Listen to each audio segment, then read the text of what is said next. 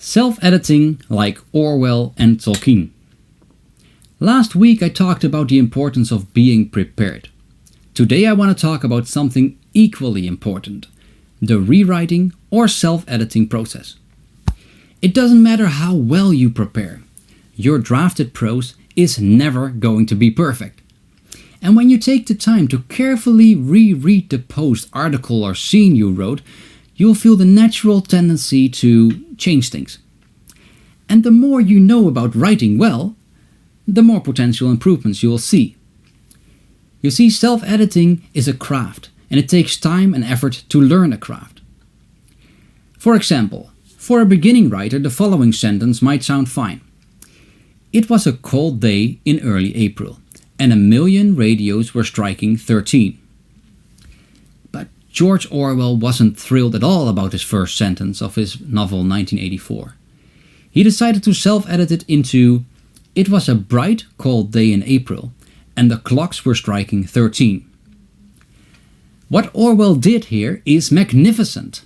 By adding this tiny qualifier bright, a bright cold day instead of just a cold day, a whole new image comes to mind. The setting suddenly speaks to our imagination.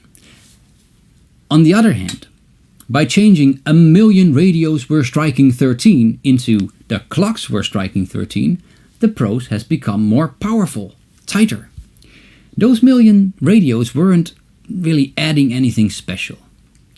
What I mean is this: try to bring your message, or to create an emotion in your readers, in as few words as possible. And only use extra words when you really need them to describe what you mean. Most of the time, removing words from your draft will strengthen your prose, will make it clearer and easier to read and understand. You can hardly pick up a book that has not been relentlessly self-edited. Here's an example everyone will recognize. When Bilbo, son of Bungo of the family of Baggins, prepared to celebrate his 70th birthday, there was, for a day or two, some talk in the neighborhood. This starting sentence of the Lord of the Rings trilogy didn't satisfy Tolkien, its author. And for good reason. Listen to the published version. When Mr. Bilbo Baggins of Bag End announced that he would shortly be celebrating his 11th birthday with a party of special magnificence, there was much talk and excitement in Hobbiton. If I had an hour for this video, I would explain exactly in which ways I agree with the author that this final version is infinitely better. But to summarize, of course we notice the added creativity of 11th that just jumps off the page. Changing one word and a whole sentence gets a hobbity feel to it. Tolkien added Mr. to instantly portray Bilbo as a gentleman. He is naming the estate Bag End instead of explaining who Bilbo's father is, and he mentions Hobbiton instead of just the neighborhood.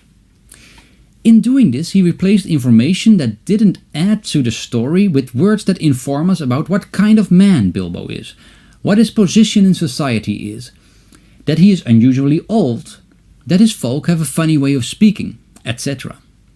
Changing the words prepared to celebrate into announced that he would shortly be celebrating gives a more cause and effect kind of feel to what later comes in there was much talk and excitement in Hobbiton.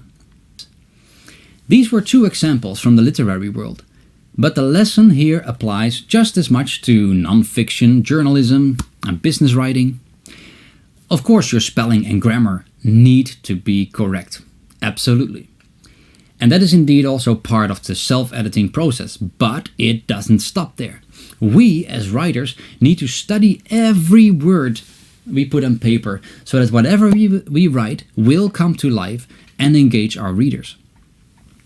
And to get a feeling for what works and what does not, we need to study the geniuses that came before us and learn all there is to know about crafting striking paragraphs. Read books by, for example, Saul Steen, like here behind me, and William Zinsers. Great writers who spent decades honing their craft, all their lives basically. And be sure not to draw inspiration exclusively from blogs and internet articles, because those are often written under time pressure, or even by people who don't know how to write well.